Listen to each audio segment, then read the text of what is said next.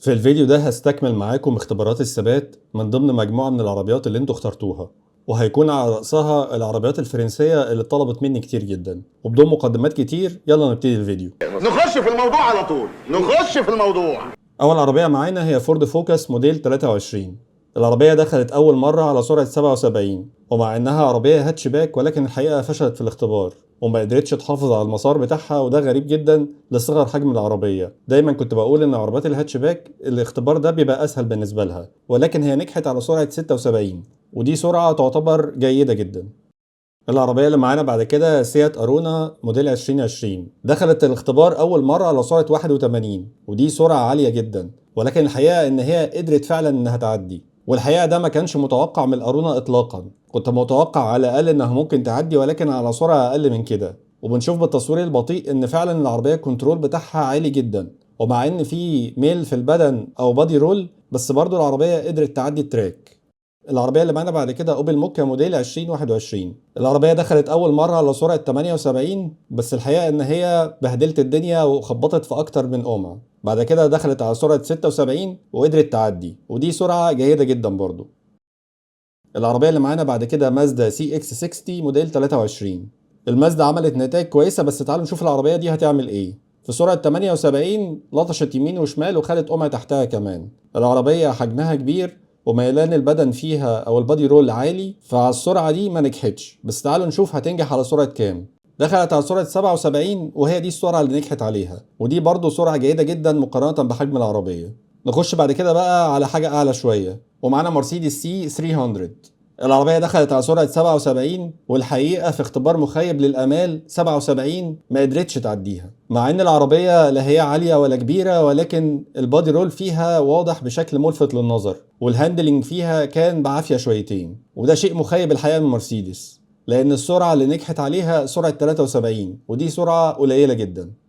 وبعد كده معانا فولفو اكس سي 40 ريتشارج الكهربائيه موديل 23. العربيه دخلت اول مره على سرعه 75، ودي سرعه تحت المتوسط، ومع ذلك ما نجحتش. للاسف فولفو لحد دلوقتي مش قادره تثبت نفسها في الاختبار ده. واضح ان هم عندهم مشكله في الهاندلنج على السرعات مع العربيات الاس يو في، والسرعه اللي نجحت عليها هي سرعه 72. الحقيقه فولفو ومرسيدس خيبوا املنا تماما في الاختبار ده.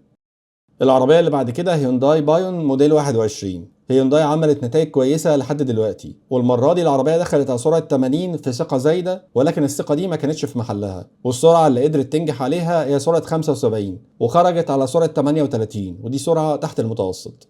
نخش بعد كده على الفرنساوي، ومعانا البيجو 508 اللي طلبت مني كتير جدا. العربية دخلت على سرعة 77، ودي السرعة الايديال للاختبار ده ونجحت فيه. وبعد كده زودوا السرعة ل 80 وبرضه نجحت فيها. الحقيقة العربية عاملة شغل كويس جدا، والهاندلنج بتاعها كان ممتاز، بس لما قرصوا عليها لل 82 قالت لهم لا باي باي. معانا برضو من بيجو 408 موديل 23.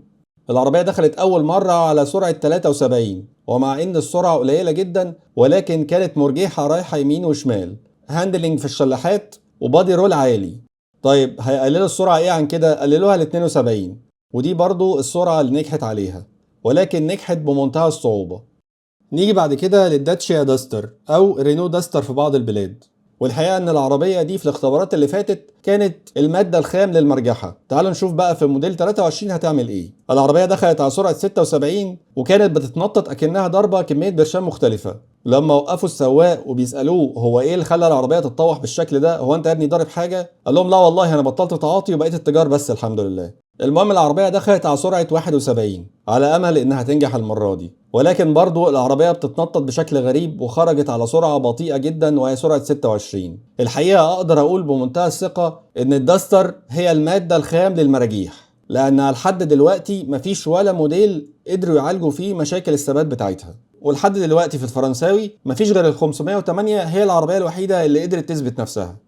وتعالوا بقى نرجع للصنع الألماني تاني، ومعانا بي ام دبليو اي اكس 1 موديل 23. العربية دخلت أول مرة على سرعة 77، ودي السرعة العادية للاختبار، ولكن لطشت لها قمعين، يعني ما نجحتش على السرعة دي. العربية مع إنها من عربيات بي ام دبليو اللي المفترض إن هي مشهورة بالثبات، ولكن مع حجم العربية والبادي رول اللي كان فيها ده الهاندلنج فيها ما كانش أحسن حاجة. دخلت بعد كده على سرعة 74، ودي السرعة اللي قدرت تنجح عليها. كنت متوقع الحقيقة أفضل من كده من بي ام دبليو، ومع إنها عربية اس يو في، بس أنا بقول كده عشان الاختبار اللي جاي هيثبت اثبت لنا ان مش كل الاس يو في مشاكل.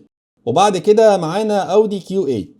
العربيه دخلت على 77، لطشت لها قمعين وهي ماشيه، فيعتبر الاختبار ده فاشل. فقرصوا عليها بقى، افترى الحقيقه. خشي على 79، وعلى 79 نجحت. وهو ده الفرق ما بين العربيه بتاعت بي ام دبليو وعربيه اودي. الاتنين عربيات كبار في الحجم، ولكن اودي تفوقت في الثبات، وده بناء على الاختبار اللي احنا بنشوفه، عشان الجماعه محبي بي ام دبليو ما يتخيلوش ان ده رايي الشخصي. اغلب عربيات اودي اللي دخلت في الاختبار ده لحد دلوقتي حققت نتائج هايله جدا. في ناس طلبوا مني عربيات سوبر كارز، وعشان كده جايب لكم عربيتين. العربيه الاولانيه تويوتا جي ار سوبرا موديل 2019، دخلت اول مره على سرعه 80، حاجه كده تليق بمقامها، ولكن الحقيقه ان هي ما نجحتش. العربيه مع ان مفيش بادي رول فيها ملحوظ قوي، ولكن الهاندلنج فيها ما كانش احسن حاجه. هل دي افضل نتيجه ممكن تحققها؟ الحقيقه ان هي نجحت على سرعه 77، نتيجه جيده جدا، ولكن انا كنت متوقع نتيجه ممتازه من السوبرا. اخر عربيه معانا هي بورشه 911 تيربو اس 2016.